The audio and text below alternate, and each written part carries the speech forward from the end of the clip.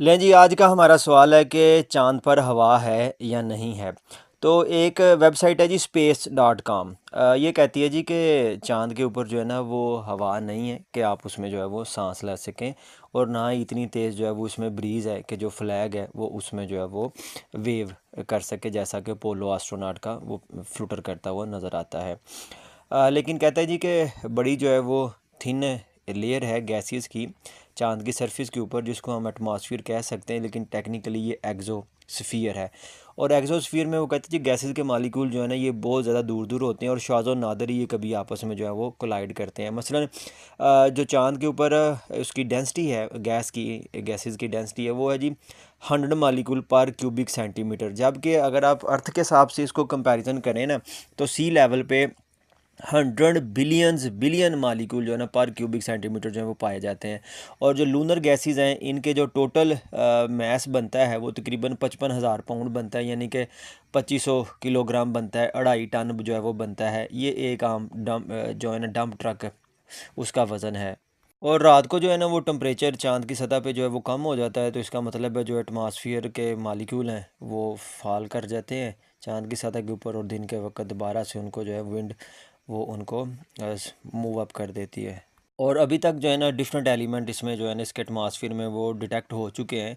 ये जो पोलो एस्ट्रोनॉट थे वहाँ पे जो डिटेक्टर जो है वो प्लेस करके आए थे, उसमें आर्गन 40 है, हीलियम 4 है, oxygen, methane, nitrogen, carbon monoxide और कार्बन डाइऑक्साइड है। और जो अर्थ बेस्ड मैस स्पेक्ट्रोमीटर हैं उनसे जो है वो सोडियम और पोटाशियम जो है उसका भी पता चला है। और रिसेंटली जो है ना कुछ वाटर मालिक्यूल जो है वो भी मिले हैं लूनर सरफेस के ऊपर। 2012 में ल्यूनर रिकॉनिसेंस आर्बिटर LRO इसको कहते हैं, इसने जो है वो डिटेक्ट की थी चांद के एटमॉस्फेयर में हीलियम को इसने डिटेक्ट किया था। और ये जो मिशन है ल्यूनर कंपोजिशन का मिशन, ये बेसिकली अपोलो 17 1972 में जो है ना वो अमेरिका ने इसको लॉन्च किया था चांद की सतह के ऊपर। अब यहाँ पे ये सवाल फिर पैदा होता था कि जो हीलियम है ना ये यहाँ तो फिर जो चांद है उसमें जो रेडियो एक्टिव डिके होता है पत्थरों का उससे जो है वो बनी है, या फिर जो है ना इसका सोर्स जो है वो आउटर एटमॉस्फेयर है, एक्सटीरियर सोर्स है इसका, सोलर विंड से जो है ना वो ये बनी है। तो इसमें जो साइंटिस्ट हैं इसमें एलन स्टर्न साइंटिस्ट हैं, south west research institute Colorado जो है उसमें ये काम करते हैं। उन्होंने जो है ये इसके बारे में ये स्टेटमेंट दी थी जी इसका जो सोर्स है वो बेसिकली रेडियो एक्टिव डिके है मून के अपनी रॉक्स का। जैसे अर्थ क्विक होता है इसी तरह से मून क्विक भी होता है, और जो मून क्विक है इसमें जो है ना लाइटर गैसेस वो रिलीज़ होती हैं उसके आउटर एटमॉस्फेयर में। और दूसरा इसमें यह है कि स्पुटरिंग भी होती है, यानी कि जो माइक्रोमीटेराइड्स होते हैं जब वो चांद की सतह के ऊपर आके हिट करते हैं तो चांद के सतह के अंदर ज़मीन के अंदर जो होती है ना गैसेस वो भी फिर बाद में रिलीज़ होती हैं।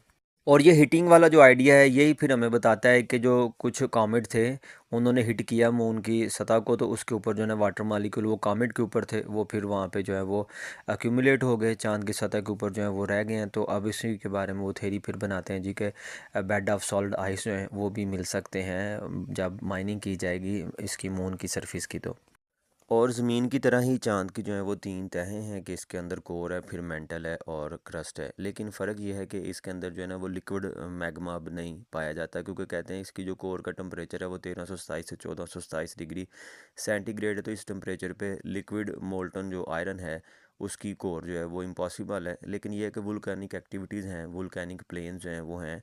और इसके बारे में फिर ये कहा जाता है जी कि पुराने वक्तों में इसमें हो सकता है कि लिक्विड मैग्मा हो, लेकिन अब इसमें जो है वो लिक्विड मैग्मा नहीं है। इसकी जो राख है वो कहते हैं जी कि ये एनरोथ्रोसाइट की बनी हुई हैं जो कि ऑक्सीजन रिच होती हैं, सिलिकॉन, कैल्शियम और इनमें एलुमिना जो है वो पाया जाता है।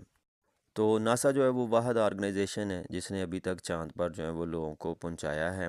और अभी तक जो है ना 6 ह्यूमन मून लैंडिंग जो है वो हो चुकी हैं। 1961 से लेकर 1972 तक नासा का अपोलो प्रोग्राम था। और अपोलो 11 जो है वो उसने लैंड किया था नील आर्मस्ट्रांग के साथ और बज़ एल्ड्रिन के साथ 20 जुलाई 1969 को। यूनाइटेड स्टेट ऑफ अमेरिका जो है उसके 5 मिशन जो हैं वो लैंड कर चुके हैं 1972 तक। और टोटल 12 लोग जो हैं वो चांद की सतह के ऊपर जो है वो उन्होंने वाक की है। और उन्होंने फिर एस्ट्रोनॉट ने जो है वो सैंपल कलेक्ट किए थे उसकी सतह से, जिसके बाद में जो है वो एक्सपेरिमेंट करके इसका लैंडस्केप बनाया गया कि असल में ये कैसे चांद की जो ज़मीन है वो कैसी थी। और 1972 के बाद तो कोई नहीं फिर चांद पर गया। अब अमेरिका नासा ने दोबारा ये प्लान बनाया है कि 2025 में जो है ना आर्टिमिस 3 जो है वो लेके जाएगा इंसानों को चांद पर।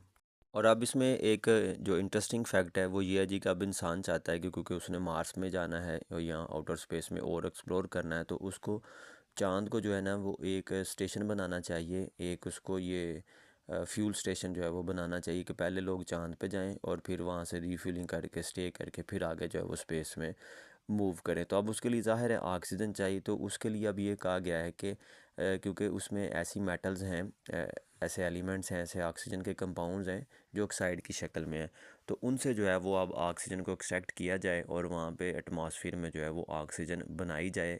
तो ये ऑक्सीजन की एक्सट्रैक्शन जो है इसके ऊपर अब अभी रिसर्च चल रही है। अभी ऐसा कोई एक्सपेरिमेंट जो है वो सामने नहीं आया कि जो बड़ा ज़्यादा फिजिबल हो, इकोनॉमिकल हो और आसानी से ऑक्सीजन को जो है ना वो मेटल ऑक्साइड से अलहदा कर सके। और चाँद का कोई अपना जो है वो वेदर भी नहीं है, क्योंकि ज़ाहिर है उसका जो थिन एग्जोस्फियर है वो उसमें प्रेसिपिटेशन या उसमें स्नो जैसा जो है वो काम नहीं करता, या विंड जैसा काम जो है वो वहाँ पे नहीं होता। बहरहाल मून जो है वो एक्सपीरियंस करता है स्पेस वेदर को, और स्पेस वेदर जो है वो बेसिकली सोलर सिस्टम में चेंज की वजह से जो है वो आता है कि जब सोलर विंड जो है उसका प्रेशर ज़्यादा या कम होता है तो उससे जो मेटेराइड हैं फिर वो गिरते हैं चाँद की सतह के ऊपर आके, उससे जो है वो डस्ट और डर्ट जो है वो उठती है।